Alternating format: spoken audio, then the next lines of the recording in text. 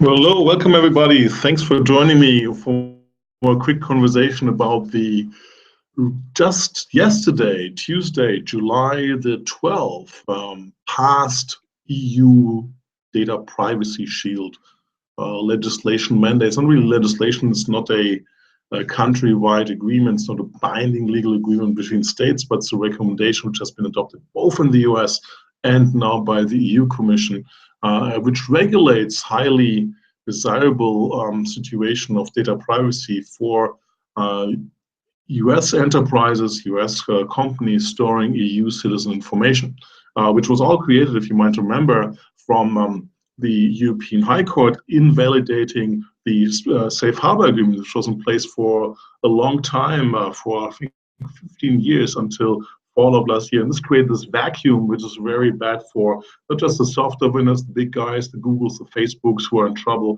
from data privacy perspective, right to be forgotten, other aspects anyway over here in Europe, but also for normal enterprise who, let's say with some customers with 2-3 billion enterprises in the Midwest in the US, they operate 2 data centers, which of course are in makes sense, but 1/3 of their business is in the EU. So what can they do in terms of being compliant with that? In the past, it was just as an overcome to build these model clouds, which had to be signed by every single state over here in Europe, which is extremely painful, lengthy procedure. So the good news is the privacy has been approved. It becomes almost official now. Just the member states of the EU have to be notified. Not sure even if that works by paper. So letters would be a few days. It works by email, should be by now available. So it's in place.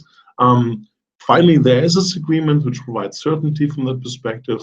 It gives European citizens, EU citizens, better rights in the US with an ombudsman at the US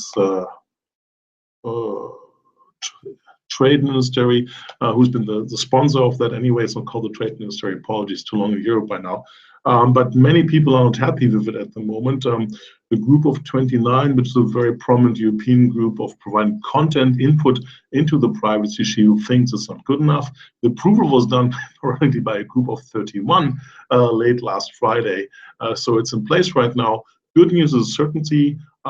Enterprise have to keep an eye on this going forward because it's very high chance that somebody is going to sue again, and the European jurisdictions might invalidate not just the safe harbor as they did already, but also the privacy shield. But we'll get there when we get there.